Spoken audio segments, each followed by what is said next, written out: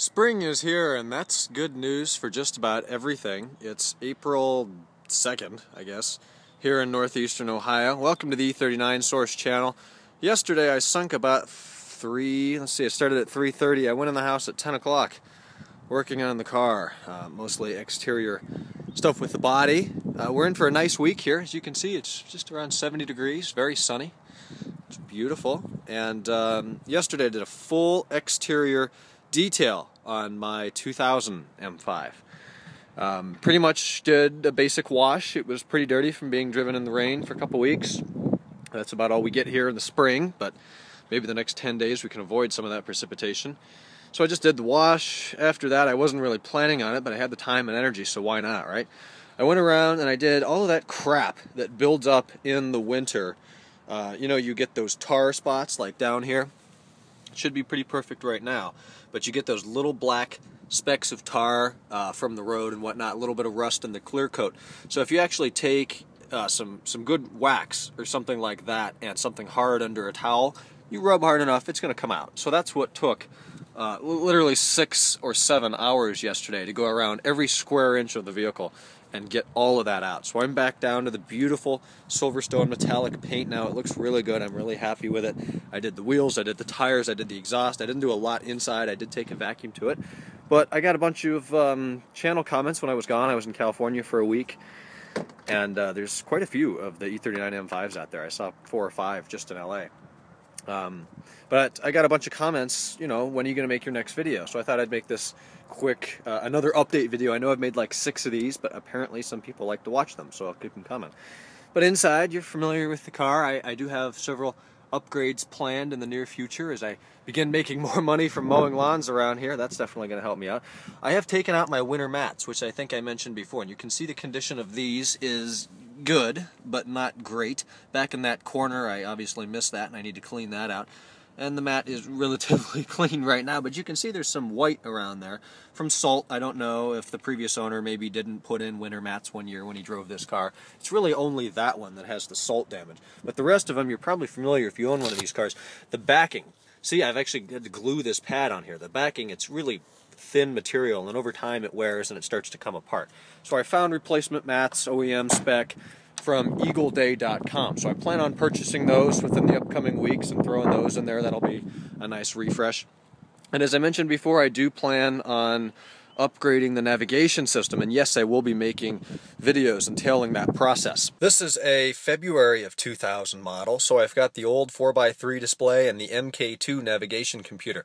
My first step is going to be upgrading to the 16:9 navigation screen here. That's relatively easy. The parts are readily available on eBay. I will be selling this, as well as the Titan line, I believe, trim that goes around. You can see the trim is this stuff that has the lines in it and some crap on it, but if anybody's interested in that, PM me within the next 2 months. I'll probably be doing the screen. It's a really straightforward install. Of course, I'll be making a video. Long story short, this trim comes off, that trim comes off, this trim comes off, and then there's like 4 torque screws, I think, to hold this in. It comes out. It's like a cinder block. It's got 2 wires, data and power. You pull that out, slide the new one in, with of course plugging in the wires, put on the new trim, and replace the existing trim right there. And that's pretty much it for the display. And then the actual navigation computer, the MK2, was used until, I believe, September of 2001. That's actually found in the trunk. You're probably familiar. It's where your navigation CD or DVDs are located. Right here, this is what an MK2 looks like. The MK4 or 5, whatever the most updated one, I think the 4 is what I'll be using. This comes out, there's 2 wires, data and power, and then the new one slides in. It's a pretty easy installation. However, if you do have this, I believe there's something called a thimble, which is located back here behind the amp or whatever that is. You have to take a bunch of stuff out. It's pretty easy to do. I'll be making a video to remove that and then plug in your new unit. So expect both of those videos within spring, summer of 2012, and that'll be a really nice update to this car. I currently have 159,992 miles on this, and I'll be hitting 160 tonight. So we'll see if anything goes wrong between now and then. However, I do have one impeding issue right now, actually with one of the wheels that's been going on. I just noticed it a couple days ago. Every couple days I drive the car and the thing comes on the check display. It says tire defect. So back here, if you can notice, this rear tire is just a little low. It's at about 25 pounds. It wants about 44. and you really don't even start to notice it until it's around 20. So every couple days I keep putting air in it. That's obviously an issue. Turns out there is a very small ding on the inside lip. It would be like here, but on the inside, you know, a foot that way. And it's losing air around the bead. So I'm working with my father. He's putting new tires, Pirelli Scorpion XLs on his 2008 BMW X5. He's putting those on Saturday over in Streetsboro, Ohio. So I think I'm going to take this over, see what they can do about that rim. I really do not want to replace it. I'm pretty sure they'll be able to pound it out or be able to put something on there so that'll stop leaking. To tell you the truth, I never remember hitting anything hard that even would have made me remotely consider checking wheels for any damage. So I don't know what's going on there, but I will definitely have that fixed, and I'll let you know if it's anything more than just a small ding in the wheel. Other than that, I'm really happy with the way this has turned out after all my work yesterday. I think it was well worth the time, and it just looks incredible. I don't know if the camera is going to do it any justice, but the metallic finish in the paint just really pops now with the wax I put on.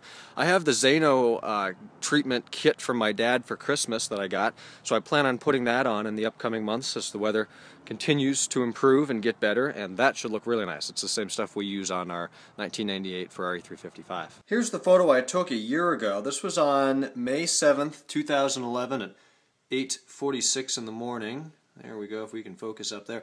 This is actually when I hit 150,000. You can see my burnout pixels, my old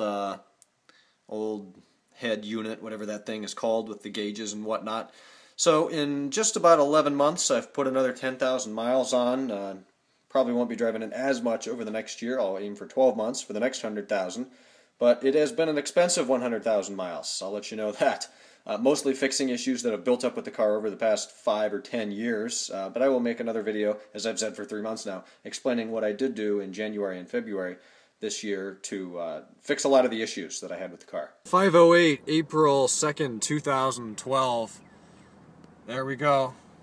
Everything still works. We're out pricking around with Kenan from the KRVR. He's been in several of my videos, but there we go. The M5 made it, 160,000 miles. And those are the words that I'm going to leave this video with. Thanks so much for watching this one. Stay tuned for the future. We've got many more on their way.